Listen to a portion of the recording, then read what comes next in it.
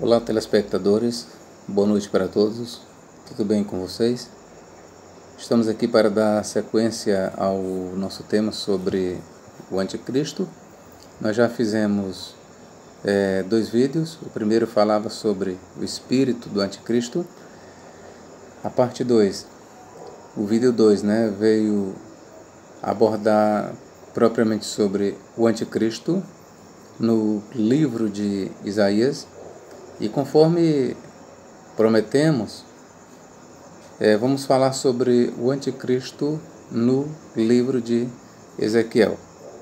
Então hoje a nossa análise ela será em cima do livro de Ezequiel capítulo 28.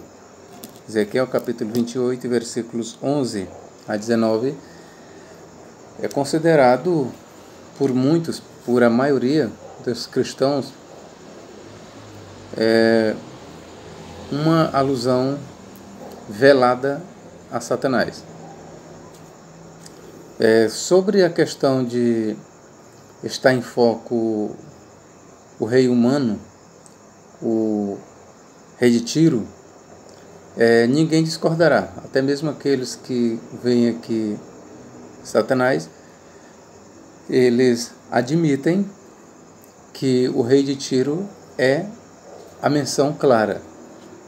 O que nem todos concordam é que o texto faça alguma alusão a Satanás ou a qualquer outro poder espiritual que possa ou pudesse estar influenciando a ação do rei de Tiro. E neste vídeo nós vamos então trabalhar essa questão. Será que Ezequiel está fazendo menção velada, de forma oculta, a Satanás? Pois bem, conforme já falamos, na história do cristianismo, até onde vai a minha pesquisa, até onde eu pude pesquisar, eu pude detectar que esta origem de que Ezequiel e Isaías fazem alusão à origem e queda de Lúcifer, ela teve sua origem com os pais Orígenes e Tertuliano. Eu ainda não estou bem certo qual dos dois deu origem, visto que eles eram paralelos. Mas encontra-se nos escritos de Orígenes e Tertuliano que Ezequiel e Isaías, ao falar da queda de reis babilônicos, lá em Isaías, que fala da queda do rei de Babilônia, está em foco também a queda de Satanás. E quando passa-se para Ezequiel capítulo 28, então nós temos aqui em foco a queda de Satanás também. E nessa questão nós vamos trabalhar, e esquecendo um pouco do que pensava Orígenes e Tertuliano, eu agora volto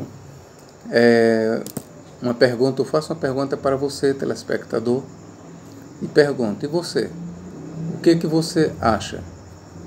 Você acha que Ezequiel 28 faz alusão a Satanás?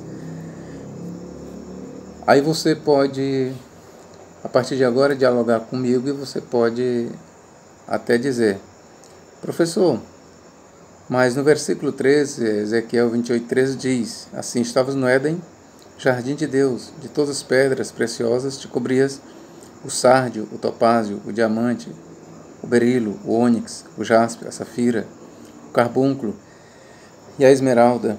De ouro se fizeram os engastes, e os ornamentos no dia em que foste criado foram eles preparados.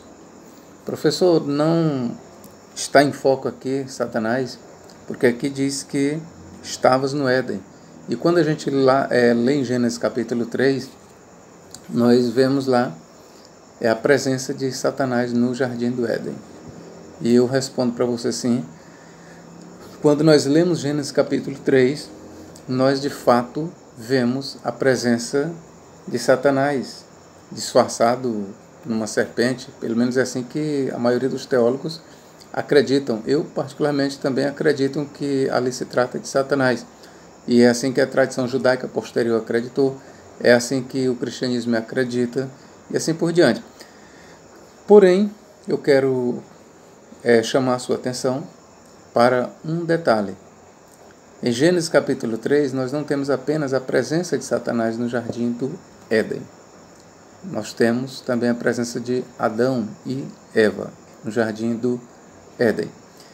E a partir daqui eu já começo a licitar o que pensa a tradição judaica sobre o texto que estamos lendo.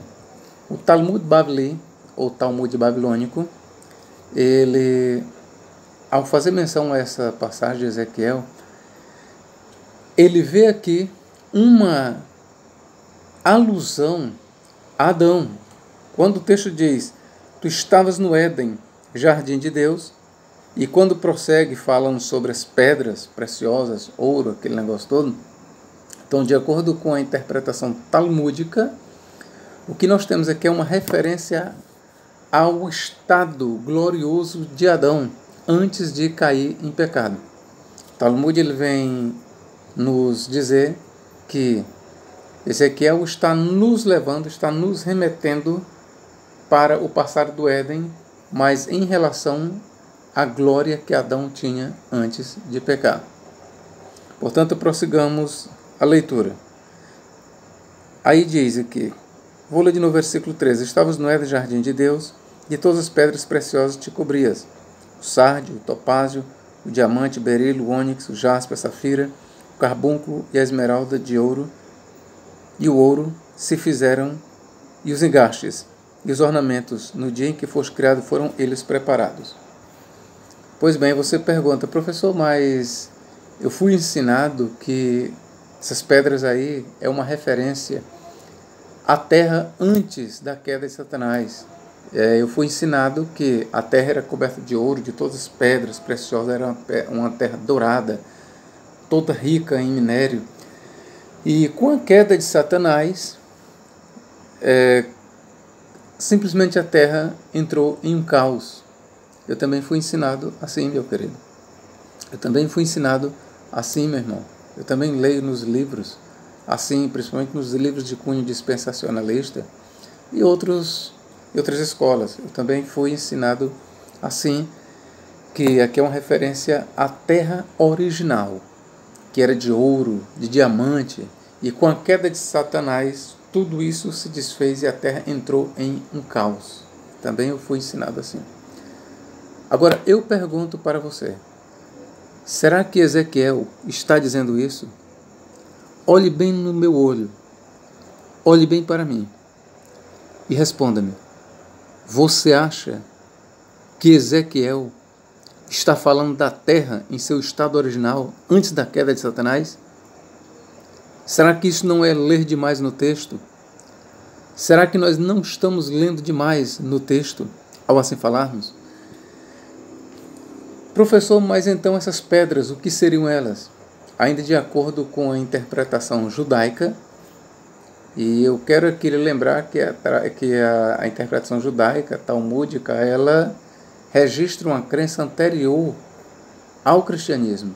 Então, de acordo com eles, o que nós temos aqui são as vestes gloriosas de Adão. É como se Adão tivesse vestido em uma roupa sumo sacerdotal. E o que nós temos aqui seriam as pedras brilhantes que vestiam Adão. Essas pedras, na verdade, elas retratam a glória de Adão antes da sua queda. Prossigamos aqui na leitura. Versículo 14. Tu eras querubim da guarda, ungido, e te estabeleci. Permanecias no monte santo de Deus, no brilho das pedras andavas. Perfeito eras nos teus caminhos, desde o dia em que foste criado até que se achou iniquidade em ti. Professor, aqui não tem como escapar. Aqui está dizendo que tu eras querubim. Adão não era um querubim, professor.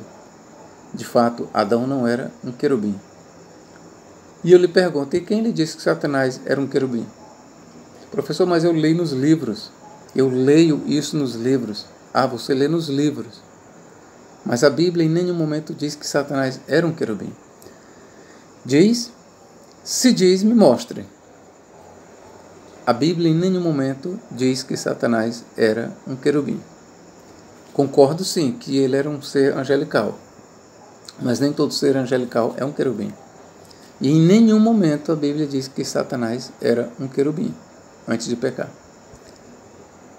São as interpretações, como eu já falei, a partir de Orígenes e de Tertuliano, pelo menos no cristianismo até onde eu possa detectar, se originou com eles, que nos dizem que aqui é uma referência velada a Satanás, ou seja, ele antes da queda era um querubim ungido, cheio de pedras afogueadas, ungido.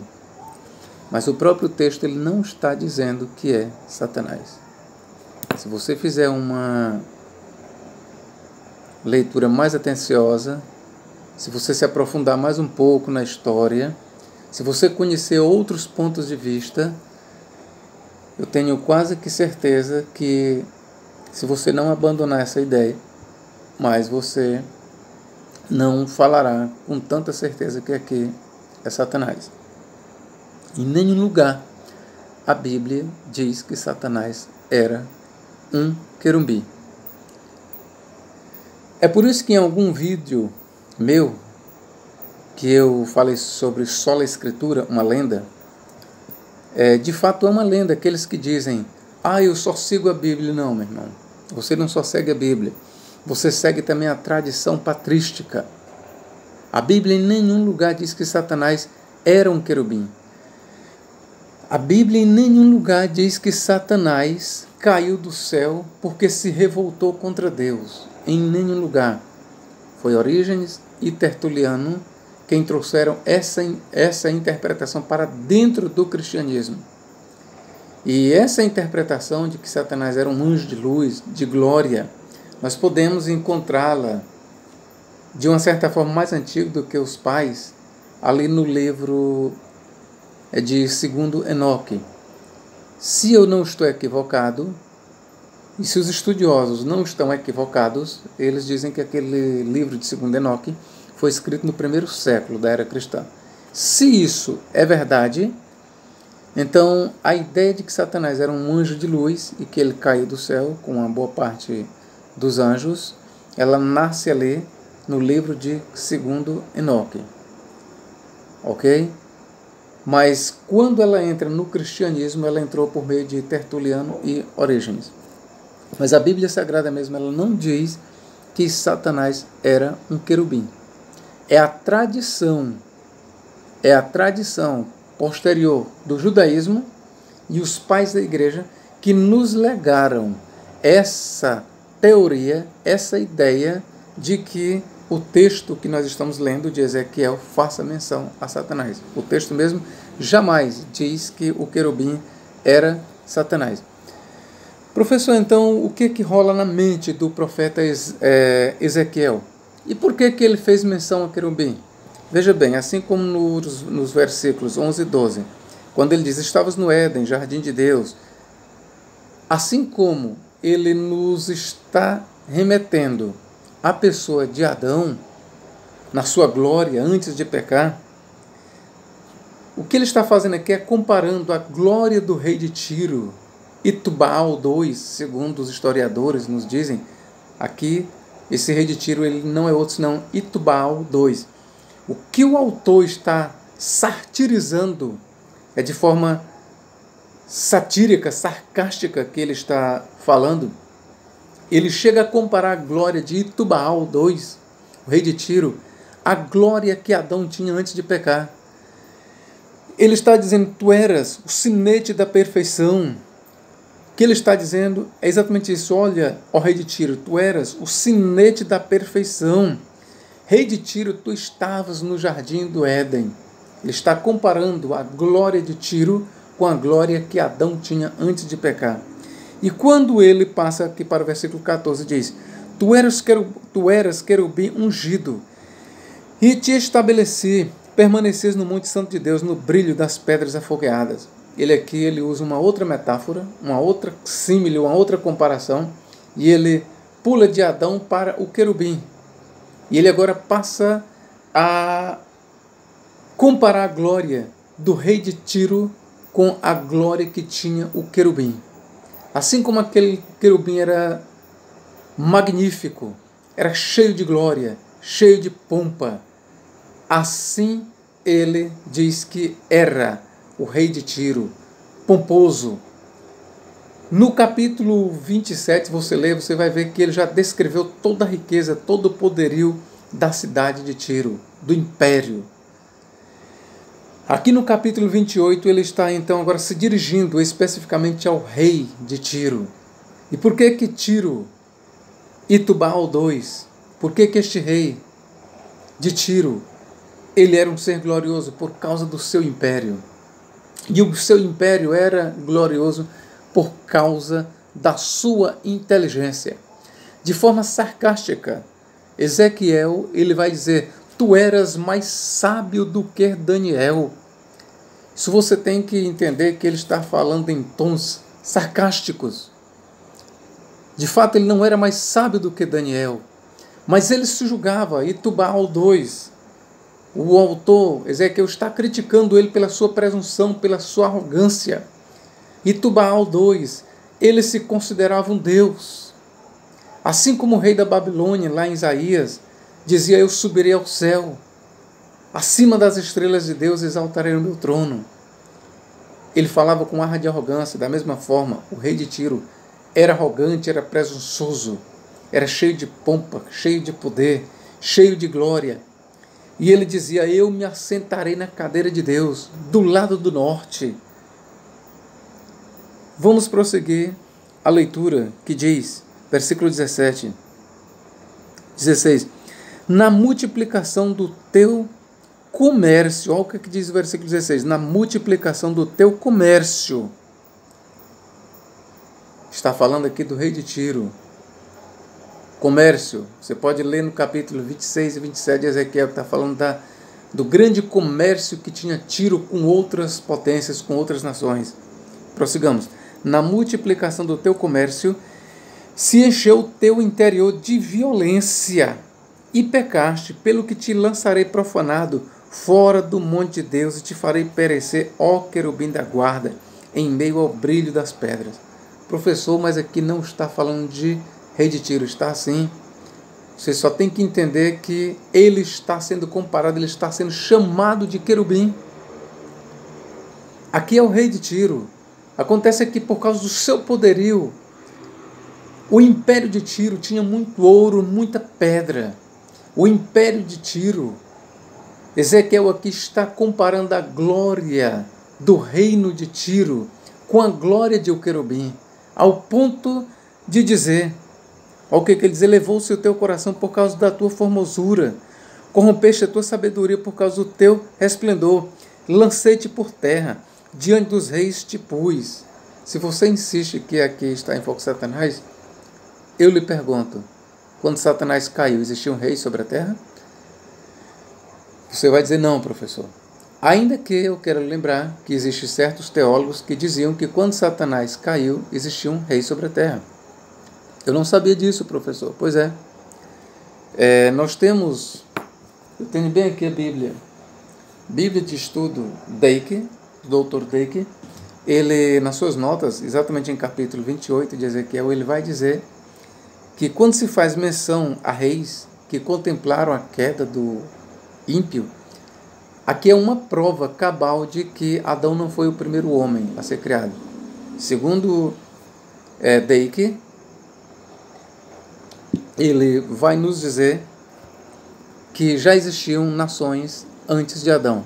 Ele segue uma teoria, não criada por ele, logicamente, ele segue uma teoria que sustenta que existiam nações pré-adâmicas. Então ele diz que essas nações elas tiveram um fim com a queda de Satanás. E o que o versículo está dizendo aqui, vou ler aqui de novo para você, 17. Elevou-se o teu coração por causa da tua formosura, corrompeste a tua sabedoria por causa do teu resplendor, lancei-te por terra, diante dos reis te pus para que te contemplem. Então, segundo Dake e outros, eles dizem que aqui são reis antes de Adão existir. São reis que foram governados por Satanás, o anjo de luz que habitava na terra e que era o rei das nações antes de Adão. Prossigamos. Pela multidão das tuas iniquidades, pela injustiça do teu comércio. Mais uma vez nós temos aqui uma presença nações, mas segundo Dake ele vai dizer que aqui trata-se das nações pré-adâmicas. E ele vai nos explicar, logicamente, que a menção aqui ao rei que governava sobre as nações, o tirano, é uma referência a Satanás, depois a Tiro, ao rei de Tiro. Profanaste os teus santuários. Daí que ele vai explicar que, tal como o rei de Tiro, Satanás, ele era adorado, ele tinha vários santuários na terra, antes de Adão. Eu, pois, fiz sair do meio de ti um fogo que te consumiu, e te reduzi a cinzas sobre a terra, aos olhos de todos os que te contemplam. Todos os que te conhecem entre os povos estão espantados de ti. Vens a ser objeto de espanto e jamais subsistirás. Voltando ainda a falar sobre a teoria de Dake. Então, para que você entenda, quando você vê a presença de nações, Dake vai dizer que aqui o que aconteceu é que quando Satanás caiu, existiam raças pré-adâmicas. Já aqueles que só veem apenas Satanás, como é que eles explicam? Eles vão dizer que a presença de reis aqui são os reis dominados pelo rei de Tiro e não tem nada a ver com raças pré-adâmicas. Mas quando nós temos alusões como estavas no Éden, ou tu eras o querubim da guarda, aí eles vão dizer que é uma referência a Satanás. Obviamente que por mais, eu vou chamar aqui, por mais fantasiosa, fabulosa que seja a teoria do Dr. Dake, aqui eu quero dizer para vocês que entre a teoria do Dr. Dake e a teoria daqueles que veem aqui uma referência a Satanás e ao rei de Tiro, assim como também Dake vê, a diferença é que aqueles ambos veem a queda de Satanás. A diferença está em que Dake concebe a ideia de uma raça pré-adâmica e há aqueles outros, a maioria, que não concebem uma ideia de uma raça pré-adâmica, mas concebem a ideia de que esteja o texto fazendo a alusão à queda de Satanás. Então, entre as duas teorias, eu quero aqui lhes dizer, como eu já falei, por mais fabulosa que pareça, e de fato é, mas se eu fosse escolher entre as duas, eu ficaria com a do Dr. Dake. Professor, e por que o senhor não fica? Porque, na minha análise, isso contraria a Bíblia. Na minha análise, a Bíblia deixa muito claro para mim que Adão foi o primeiro homem. Eu não vejo espaço na Bíblia Sagrada, para ser muito sincero, eu não vejo espaço na Bíblia Sagrada para conceber a ideia de raças ou nações pré-adâmicas. E é por isso que eu não aceito a teoria do Dr. Dake. É por isso. Professor, então o senhor vai aceitar que de fato está em foco Satanás, só não aceita que as nações aí sejam nações pré-adâmicas. Não aceito também, eu não concebo a ideia de que esteja em foco aqui Satanás. Não, eu não concordo. Eu vou apresentar para vocês aqui uma terceira teoria, a teoria defendida por Hipólito de Roma, que morreu no ano 240 da era cristã, se não me falha a memória. Para Hipólito de Roma, o espírito do anticristo ele já vem agindo desde o começo do mundo. E o espírito do anticristo não é outra coisa senão o espírito de Satanás, o próprio Satanás. Então, para Hipólito de Roma, nós temos aqui, conforme os outros também, uma dupla referência. Uma referência ao rei de Tiro, isso ninguém negará, mas ninguém mesmo, não vi até hoje um teórico que venha negar que aqui faça referência a Tiro. E só que Hipólito de Roma ele traz uma interpretação que eu julgo mais interessante do que as outras. Para Hipólito de Roma, ao contrário de Orígenes e Tertuliano, que via aqui, é o rei de Tiro, e além do rei de Tiro nós tínhamos Satanás, ou seja, você pega como referência o rei de Tiro e o ser espiritual você tem que olhar para o passado. Você olha para um passado, o que aconteceu com Satanás antes do rei de Tiro. Para Hipólito de Roma, você olha para Tiro, então você vê um ser espiritual sim, mas que ainda virá. Então para Hipólito, o rei de Tiro foi simplesmente uma sombra. Um protótipo do último e pior rei que virá, que exercerá o mesmo poder e até maior do que o rei de Tiro. Quem é este? É o anticristo. De acordo com a teoria de Hipólito de Roma, tudo que nós temos aqui descrito, tudo, teve um cumprimento com Itubaal II, o rei de Tiro, mas terá o seu último cumprimento no Anticristo, que de fato governará sobre as nações, e que ele será considerado, por causa da sua pompa, da sua glória, como um querubim, ainda que ele não seja. Então, para Hipólito de Roma, nós temos também uma dupla referência. Tanto daí que veio aqui uma dupla referência, como os dispensacionalistas, que daí também é um, mas aqueles que veem apenas Satanás, sem nações pré-adâmicas, eles também concebem uma dupla referência. Então Hipólito também concebe uma dupla referência. Só que a segunda referência, ao invés de olhar para o passado, ele olha agora para o futuro que virá. Para Hipólito de Roma, o que nós temos aqui é uma alusão profética à queda do Anticristo. Quando diz assim, pela multidão das tuas iniquidades, aqui está falando da iniquidade, historicamente, do rei de Tiro e profeticamente do Anticristo. Pela injustiça do teu comércio, que está falando historicamente do comércio do rei de Tiro e profeticamente do comércio do Anticristo. Profanaste os teus santuários. Historicamente, nós teríamos aqui os santuários do rei de Tiro e profeticamente os santuários do Anticristo. Eu, pois, fiz sair do meio de ti um fogo que te consumiu e te reduziu a cinzas sobre a terra aos olhos de todos que te contemplam.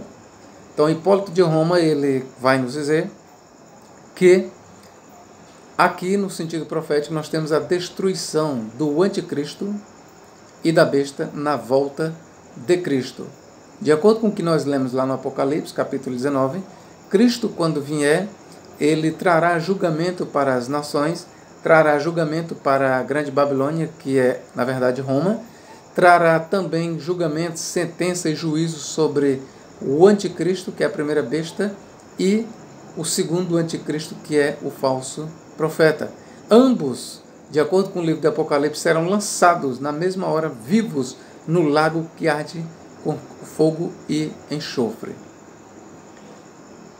Então, Hipólito de Roma, ele concebe essa ideia. E se você perguntar, professor, qual é a sua ideia das três? Eu fico com a última. Eu fico com a última. Ok? Mas eu quero te dar aqui uma quarta. É a interpretação crítico-liberal. Ou por que não dizer cética ou ateísta. A interpretação puramente histórica, vamos dizer assim, ela não vê aqui mais, não vê nada mais do que uma referência histórica. Guarde bem isso. A interpretação crítico-liberal ou ateísta ou historicista, do ponto de vista histórico, puramente histórico, aqueles que procuram interpretar a Bíblia apenas do ponto de vista histórico, eles dizem que está em foco aqui apenas a pessoa de Itubaal II. Só. Não temos aqui nenhuma referência ao passado de Satanás, nenhuma referência ao futuro do Anticristo. Não temos nenhuma dupla referência. A única coisa que Ezequiel tem em mente aqui é a queda do rei de Tiro. Historicamente falando, aos olhos do profeta Ezequiel, eu quero lhe dizer que era isso exatamente o que ele tinha em mente.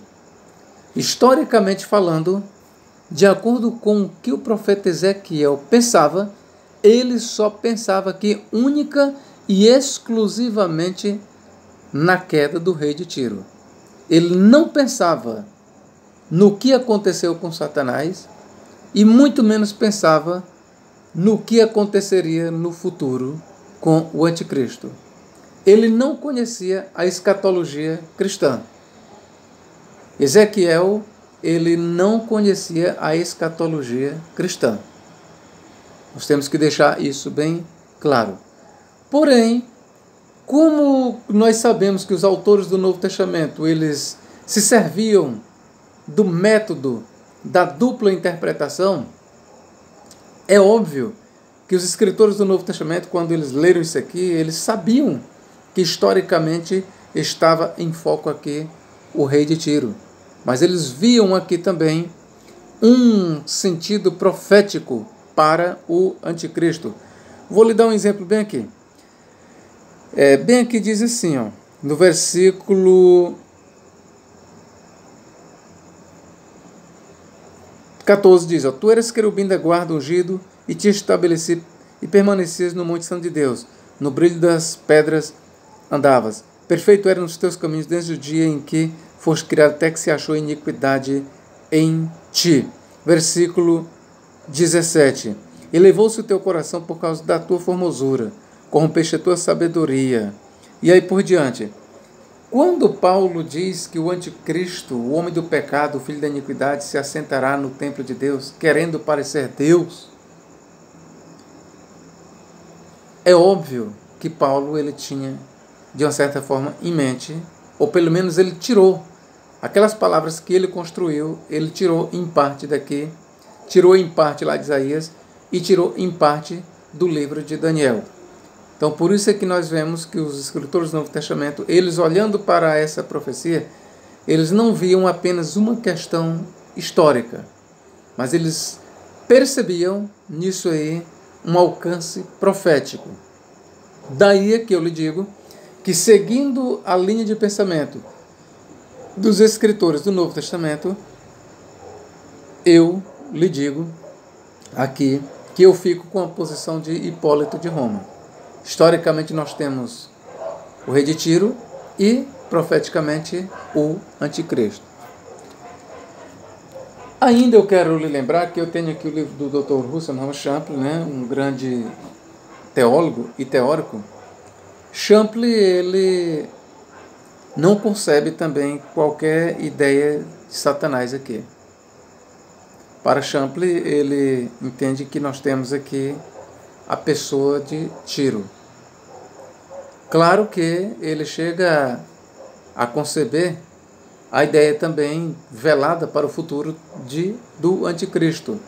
Ainda que ele não declare muito claramente isso, mas é esse o pensamento dele. Ele vê uma dupla referência.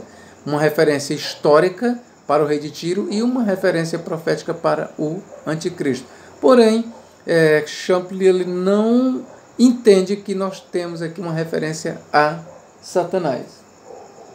Nós temos já na Bíblia de Scofield que ele defende que nós temos aqui, historicamente, o rei de Tiro e, antes de Tiro, nós temos aqui a pessoa de Satanás que moveu o rei de Tiro. E o que Scofield vai explicar é que tudo aquilo que Tiro fez simplesmente foi uma repetição do que Satanás já havia feito. Então, segundo Scofield, ele traz aqui a ideia de uma dupla referência. E nós temos todos esses teóricos que são muito interessantes e eu trago esses vários pontos de vista para que você considere e deixo você à vontade. Fique à vontade para escolher o que você quiser, mas saiba, escolha com base. Escolha com base. E da minha parte, eu não consigo ver aqui nenhuma referência à queda de Satanás, exceto que eu sei que o espírito de Satanás estava no rei de Tiro. Isso aí eu sei. Que toda aquela arrogância, todas aquelas palavras que ele disse aqui eram movidas por Satanás, pelo espírito do anticristo. O que eu defendo é que já nesse tempo já existiu o espírito do anticristo, que não é outra coisa senão o próprio Satã. Não é outra coisa senão o espírito de Satanás. O que eu defendo é que nessa época já existiu o espírito do anticristo que vem trabalhando desde o Éden. Todos os reis ímpios que se levantam, tudo aquilo que se levanta contra o povo de Deus, já tem a presença do espírito do anticristo. Levando em conta isso, então eu faço coro com Hipólito de Roma. Nós temos aqui historicamente o rei de Tiro e profeticamente o anticristo. Se você gostou do vídeo, se você gostou do conteúdo, eu peço que você divulgue o nosso trabalho. Você pode dar também as suas ideias, você pode comentar, você pode concordar, discordar, não tem problema, ok? Divulgue o nosso trabalho, compartilhe esse vídeo, peça para os seus amigos se inscreverem, ok? Que Deus em Cristo nos abençoe e nos guarde para todos sempre. Amém.